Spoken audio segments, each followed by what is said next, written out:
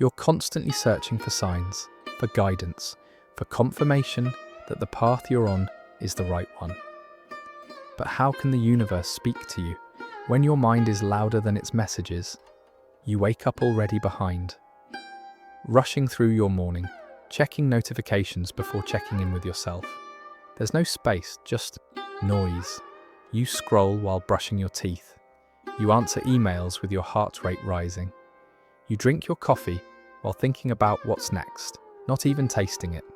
And in this blur of multitasking, urgency, and overstimulation, you wonder why you're not getting answers. You wonder why the signs never seem to show up. But the truth is, they are showing up. You're just not still enough to see them, because signs don't scream, they whisper. And you're not missing them because they aren't there. You're missing them because you're not here. You're somewhere in your head, in tomorrow's worries, in yesterday's regrets, in other people's opinions. You're scanning your life for proof of alignment while being completely disconnected from your own intuition. You ask the universe for guidance, but you're too distracted to notice when it answers. It sends a conversation, a feeling, a subtle nudge in your body.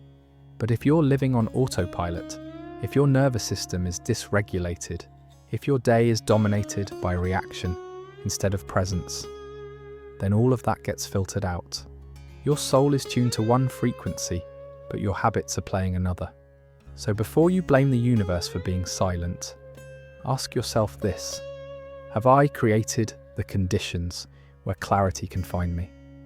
Because guidance isn't something you chase, it's something you receive. And receiving requires stillness. It requires self-trust. It requires a life where intuition has room to speak.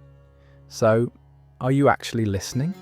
Or are you just scanning for signs you've already pre-approved while ignoring the ones that are inconvenient or uncomfortable? Sometimes the guidance shows up in the challenge.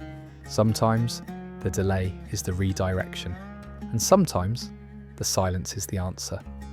Here's what most people don't realize. Awareness is not a skill you turn on when it's convenient. It's a state you live in. And that state is cultivated, not forced. You don't become more aware by trying harder. You become more aware by becoming quieter, by letting go of the mental clutter that keeps you locked in survival mode. Because when your mind is racing, when your nervous system is on edge, when your thoughts are constantly jumping from one task to the next, you don't have the capacity to notice the beauty that's already around you, not because it's missing, but because your lens is fogged by urgency. The signs, the synchronicities, the soft joys of life, they don't hit you like a loud knock. They arrive like sunlight creeping through the curtains, like a breath that softens your chest. You only feel them when you're still enough to notice. It's not about forcing gratitude. It's about creating an internal environment where gratitude naturally arises, where you're not chasing the next thing so hard that you miss what's sacred about this moment. You see, joy isn't always loud. Sometimes it's the way your coffee feels warm in your hand. Sometimes it's how a stranger smiles at you for no reason. Sometimes it's the way your body exhales when you stop pretending to have it all figured out. These things don't demand your attention. You have to offer it. And the more you offer it, the more life offers back. That's the paradox. When you stop gripping, you start receiving. When you stop rushing, you start noticing. Noticing becomes the practice that leads to alignment. Because once you start to really see, you realize the signs were never far away. You just needed to return to the part of you that's still enough to hear them. So let's talk about what those signs really are. They're not always lightning bolts or sudden epiphanies. Often they're small redirections, a conversation that makes you feel something, a gut feeling that whispers, wait, a moment that repeats itself. Not by accident, but because something is trying to get your attention. The problem is, most people are waiting for confirmation that's dramatic. But real guidance, it lives in subtlety. It doesn't shout, it nudges. And you'll miss it if your life is always loud. Think about how many signs you've already ignored. The job that drained you but made sense on paper. The relationship that felt wrong in your body, but looked good to everyone else. The quiet knowing you silenced because logic said, "Be realistic." These weren't coincidences. They were conversations between you and the universe. And every time you override that quiet voice, it gets harder to hear next time. Not because it disappears, but because you do. You disappear into the rush, into what's expected, into what's safe. But your guidance system doesn't live in what's safe. It lives in what's true. And truth doesn't always scream. Sometimes it just waits, patiently, for you to slow down enough to feel it, to choose it, to honor it. That's why presence is the prerequisite to receiving signs. Not presence as a performance, but presence as a way of living, as a willingness to say, I don't need to control every outcome, I just need to listen. And when you do, you'll start noticing how the world has always been trying to guide you.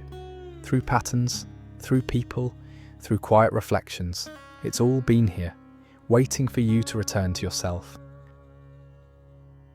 So how do we actually see the signs? How do we train ourselves to hear the whisper beneath the noise? It starts with small grounded shifts, not grand overhauls. First, stop hitting snooze. That moment right after waking is when your brain is most sensitive, most programmable. Use it. Take a deep breath, feel your body. Set one intention. Even 5 seconds of stillness can redirect your entire day. Then practice using your phone with intention, not as a default. That split-second reach toward your screen might feel harmless, automatic, normal. But it's often not you choosing. It's the habit, the reflex, the part of you that's been trained to escape discomfort before even naming it. So pause, take a breath. Before opening any app, ask yourself, why am I reaching for this right now? Is this to connect, to learn, to share? Or is it to distract myself from something I'm not ready to feel? Is it out of alignment or out of avoidance? Most of the time, you'll realize you're not even bored. You're just disconnected from your body, from the moment, from your inner world. And no amount of scrolling can ever reconnect you to that. But stillness can. Presence can. The more intentional you are with your attention, the more power you reclaim. And the more power you reclaim, the louder life's signs become. Because when your mind isn't overstimulated, you don't need to go looking for answers. You start receiving them. Focus on one thing at a time. Multitasking isn't mastery, it's fragmentation. When you cook, just cook. When you walk, just walk. When someone speaks, listen, not to reply but to understand. And once you begin reclaiming your attention, bring it back home, to your body. Most people live entirely in their heads, unaware of how much wisdom they're missing in the present moment. Start by noticing the sensation of touch. Feel the texture of what's in your hands, the softness of fabric, the temperature of a mug, the texture of your skin. Notice how your fingers move across surfaces, how your hands grip or release, how your body responds even to the smallest actions. Slow it down. You're not just brushing your hair, you're running your fingers through a living memory. You're not just walking, you're balancing, breathing, sensing the earth beneath you. This isn't about becoming obsessed with your body, it's about re-entering it. Notice how you carry yourself, how your shoulders sit, how your feet touch the floor, how your breath expands and contracts your chest. These are the little doors back to now.